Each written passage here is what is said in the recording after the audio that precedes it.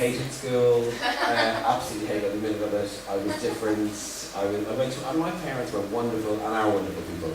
And they decided that we need to be able to speak Irish, get a good job in RTE usually, and we had no connections there. So I was sent to an all-Irish school on the other side of the city. So we were from Inchicore, and I was sent to Courtney in Parnell Square, 2 bus rides, where I was hideous. So I was speaking a foreign language, so I went to an English primary school. Primary school was okay, but secondary school was a nightmare. So I basically bolted off for about 6 months, got caught, and then... How did you get caught? As in you weren't coming to class? I wasn't there, Where were you? What were you doing? Just hiding and wherever. We were hanging out with friends and we were 13 or 14. And then I got moved to an English-speaking school, which actually was like transformative for me. I was moved from an Irish-speaking school in Punjabi, actually, and so then my life began. So I hated school, actually, I really hated it. And actually, my nephew, who's a bit odd, and you don't know if he's gay or straight, he's really sweet, and there's lots of them, so I won't name you. He started school the other day, a few weeks ago, and my sister, who I'm very, very close to, and I've got a few sisters, so she doesn't know who I'm talking about, said, I said, put him on the phone. I think him and I said, these are the worst years of your life. Yeah. If you survive these, you will be brilliant. If you survive anything. Choose alcohol as an alternative method to get through this. And what age is she? No, he's 12, he's going to secondary school. But I was just like, when I was a kid, it was the best years of your life. Yeah. So I think that.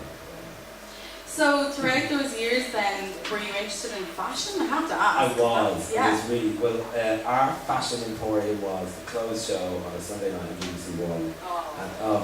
And who remembers that? Yeah, and it was just like we'd get this magazine shot into our living room. And actually, unfortunately for my friends outside of Dublin, they didn't have BBC and ITV. We did in Dublin in the 80s and 90s. And also Top of the Pops on a Thursday night. So Thursday night, Top of the Pops, close show on the Sunday, and that was your point of view. And then RTE came up with a sort of mildly embarrassing version of it called Head to Toe, which I ended up hosting for 8 years. But actually, it still was a little injection of it, and it was my Bible. Absolutely. Was it really? Oh, I lived by it. Because we could see Vogue in Doctor Surgery, but we didn't really understand it. Yeah. But the clothes show was moving, living, performing fashion, and I was obsessed with it. Yeah. And would you buy clothes and rip them up and change them around, or was it more interested in looking at fashion? I actually, we were talking about this, and it's Dunnes Stores. I was in Dunnes Stores in Cork on holiday, and I remember the moment, and it's different because, I was talking to my friends with kids, and they're so fashion conscious, and little 9-year-old girls who have an opinion about Landban, and you're like, what?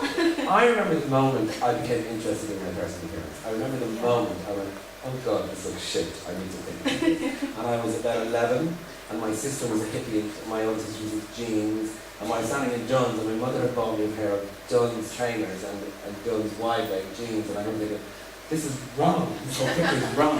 I just changed from a kid into a sort of an opinionated gay, basically, within a matter of minutes, and then I became obsessed with aesthetic, it's obsessed with appearance, it's obsessed with, teenage, in a really... So you stopping people on the street and being like, hell no. No, about myself. Just yourself, insecure, and, I think it's a really healthy, lovely time in your life, because if you have supportive parents, and I did, they let you dye your hair blue, because what you're trying to do is define yourself as someone different to them. Yeah. And you're just trying to express yourself and learning how to do that like a puppy trying to find its food. It's very That's great that your parents supported that, because not everyone... They were, my mother got called to the school when I changed schools. I was 15. And my mother's a hairdresser. And she's now kind of some kind of same thing. Those scissors. And it's an after-dinner story. And I was obviously gay, I couldn't hide it. And I'm one of those gays that I thought I could hide it until I was 22, but I couldn't. And so I was bullied for it. And I was one of those, so I meet gay kids with people, I'm like, I get bullied, so let's embrace this. And I sort of rebelled against dyeing my hair green or blue or whatever. And my mother was brought to the school, and I love her so much for this. She was brought to the school, and the teacher went, we had a big problem with Brandon, and I go, why? And his hair is dyed blue. She went, well, I dyed his hair blue. Whoa, support! So I was really supported all along. Yeah, that's amazing. And then moving into your TV career, that's where you had started everything off. how did that happen? Like, how did that all start? You were involved with so many different shows. I'm the opposite of overnight sensation. I am the Carolyn Morgan of literally of television, like literally. Tenacity pays off. I decided I wanted to work in television when I was 19 because I wasn't allowed to do art at school. I was pushed into woodwork. Weren't allowed to do art? And my father's an illustrator, my brother's an animator, my sister's, they're all creative people. And I ended up sort of trying to find a creative job, and television seemed like a creative job. Fashion was way beyond anybody that somebody would like me could have a job in. So television seemed like maybe a slight option, so I auditioned for Head to Toe when I was 21, and I got down to the final two, and I didn't get the job. And then literally 17 years later, I got the job. Oh my God. That's so keep trying. Keep trying. And what happened was I went for the job. They did an ad in the Herald or something, and a friend of mine said to me, "You should go for that. You look clothes. You're always cutting up clothes." So I went for the audition, and I did really well at the audition, obviously. And then Anne Roper, who's a series exec out there now, still a friend of mine, was like, took me for a copy and was like, "You have something. You are a good presenter. You should pursue this." And that was the piece of the thing I held on to. Kept you going. Yeah, and I don't know what I was looking for looking back now. I was looking for a break. I was looking for a change. I hadn't studied medicine. My parents couldn't afford university, so I was looking for a way up or out. And 8 years later, I became a researcher and wrote a TV show called Wanderlust. And 8 years later, by the way. Tenacity. Tell me about Wanderlust. Wanderlust was fucking amazing, I have to say.